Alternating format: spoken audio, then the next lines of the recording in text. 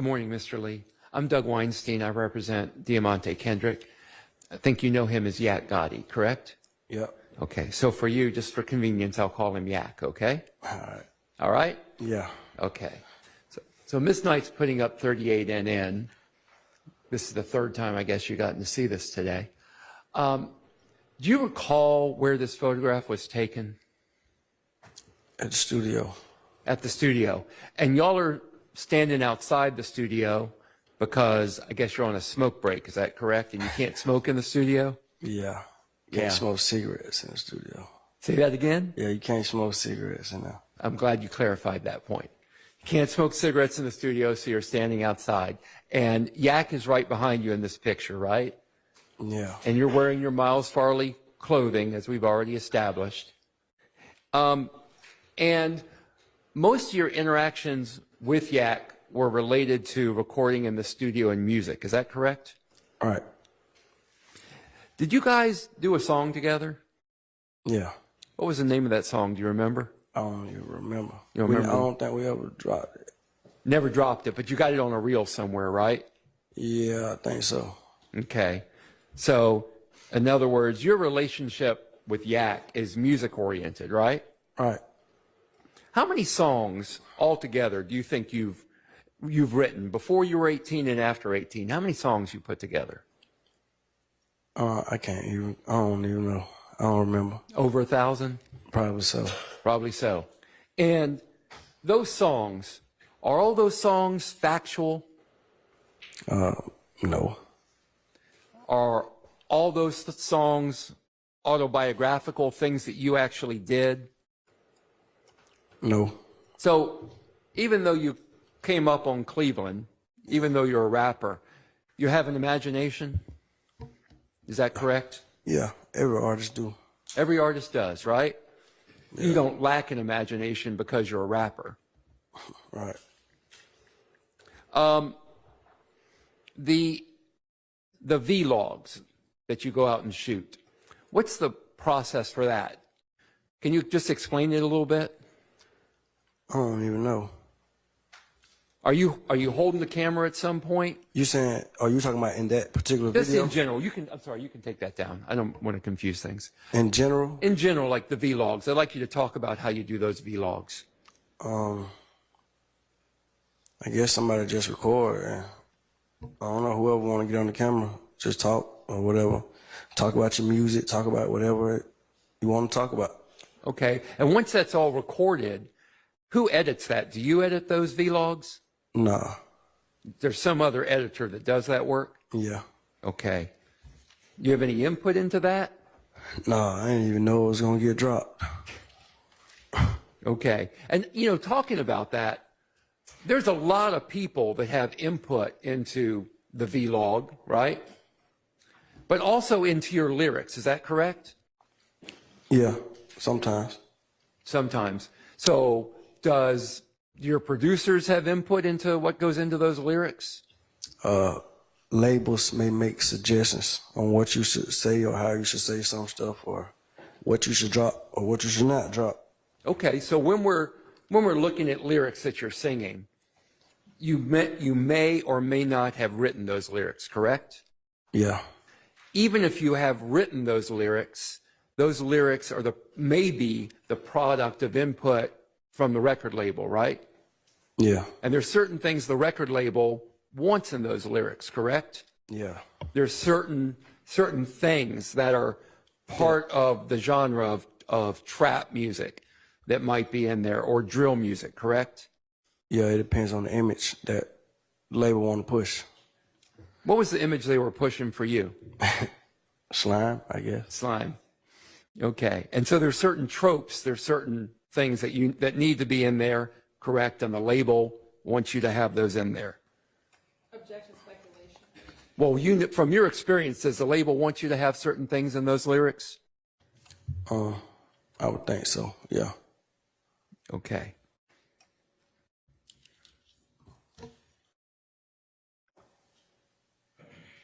All right, I have no more questions for you. Thank you very much. Redirect. Yes, Your Honor. You talked about being signed to Alamo Records. Are you signed to a subsidiary of Alamo Records? Can you repeat that? Yes. Are you signed to a subsidiary of Alamo Records? What does that mean? Are you signed to OTF? No. Okay. Have you ever been signed to OTF? No. In one of your pictures, you're wearing an OTF chain. What is that chain for? I was gifted that chain. I never signed no paperwork with OTL. Is OTF affiliated with Alamo? On paper, I don't know, but they have an OTF artist that's signed to them. Okay. And who is that artist? Look, oh, Yes. Oh, Your Honor, I'll withdraw. Okay. Now, with Alamo Records, does Alamo Records have any specific colors that they represent?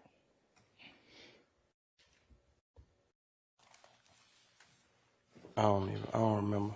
You don't remember? No. You're currently signed to Alamo, correct? Yeah, you said colors though, right? Yeah. Do they have any colors, specific colors? Like in the office, what they wear, or what the artist should wear. Do they have any colors specific to Alamo Records? I think orange. Okay. Do you have any hand signs specific to Alamo Records? I don't know. Maybe an A sign. Okay. I don't know. Does Alamo Records have any words like slat or slime related to their record label? I think they just say Alamo. Okay.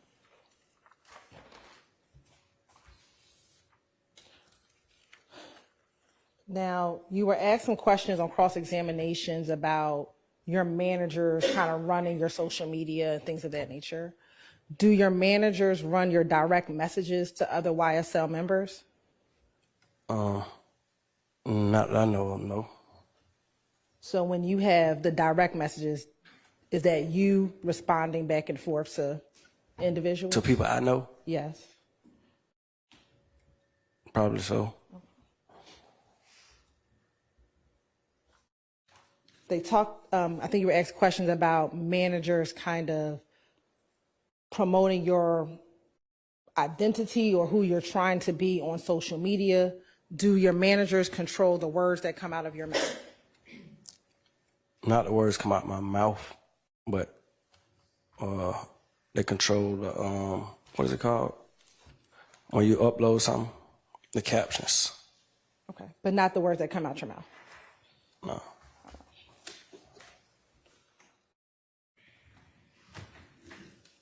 You were asked about using YSL to gain notoriety. Do you remember that? Yeah. Okay.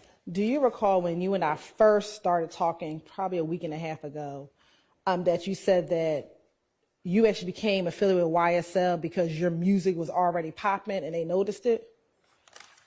I said that's how I became an affiliate of, being around YSL, yeah. So if your music came first, how is it that you were hashtagging YSL to gain more notoriety? Because that's who I wanted to be signed to. And you still aren't signed to them, correct? No. And you still represent YSL, is that fair? I guess.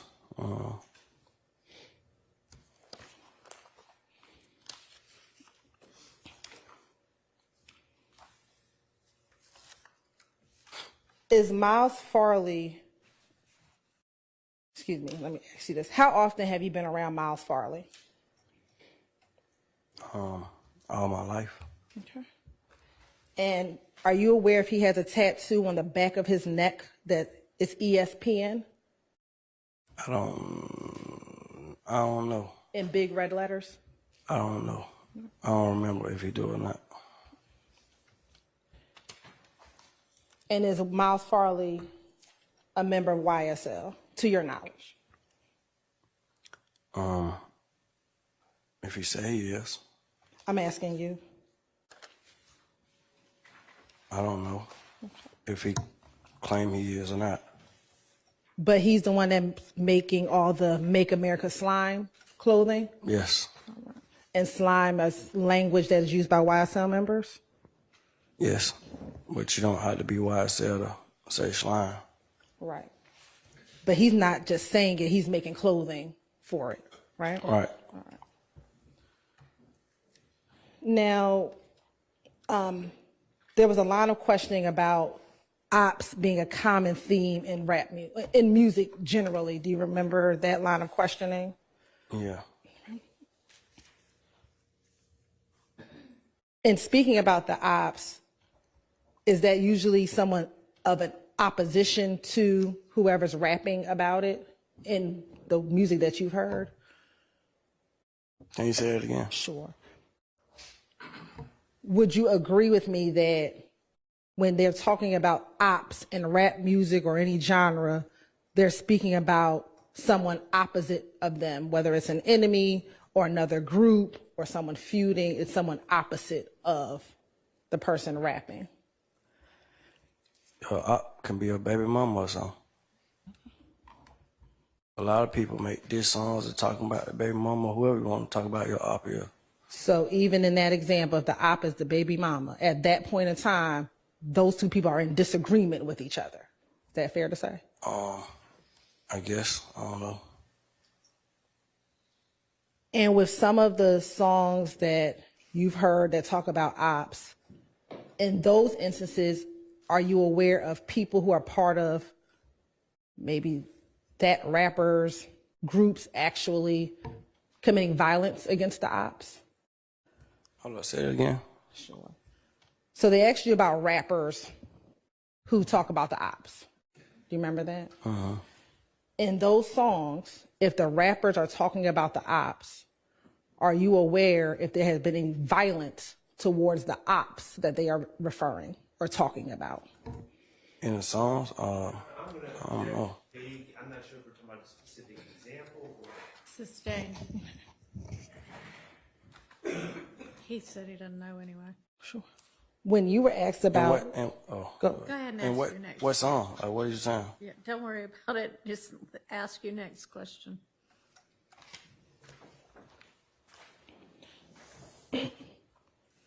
you were asked about whether you've seen athletes use the word slime or slat and wipe their nose. Do you remember being asked that question? Yeah. The athletes that you were thinking of, are any of them associated with the gang YSL? I don't know what they're associated with. Have you seen any of the athletes that you were thinking of in the Cleveland Avenue neighborhood? I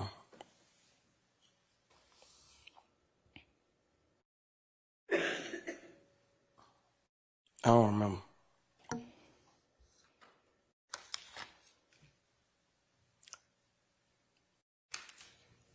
I didn't see them on Cleveland. I just see them online doing it. Okay. Now, you were asked about whether your songs are fictional. Do you remember being asked a series of questions about that? Yes. All right. In the song that we played, Where You From, do you talk about Cleveland Avenue? Yeah, I think I said I'm from Cleveland Avenue. Is that a fiction that you're from Cleveland Avenue? No. Huh? No. Okay. You talk about Little Rod in that song. Is that a real person? Yeah. Mm-hmm. So that's not fiction. Is that fair to say? No. Okay. You also talk about Big Boo in that song.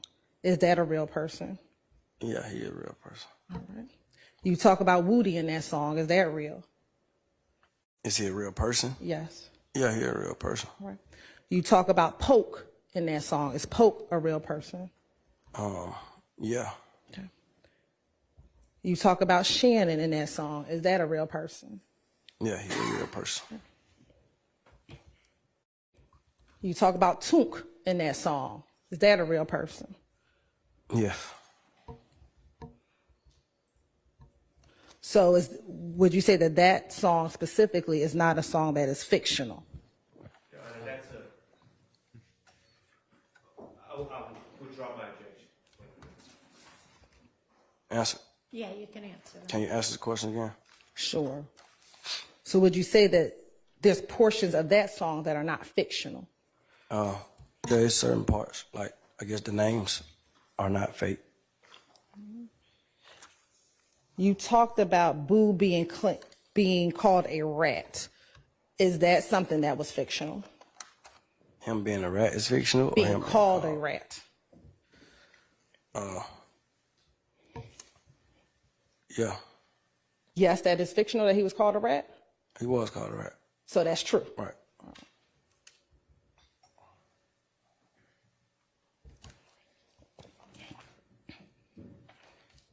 Court's indulgence for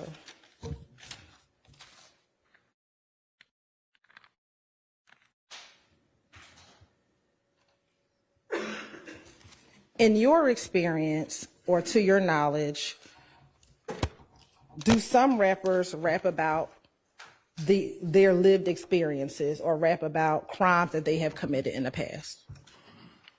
You said, do they rap about the crimes they have committed in the past? Yes, to your knowledge. I don't know if it's real or fake, what they did in their past or not. I don't know.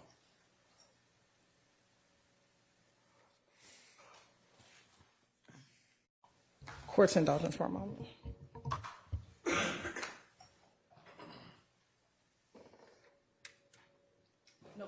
All right, any recalls? No, Your Honor. All right, Mr. Lee, you are free to go.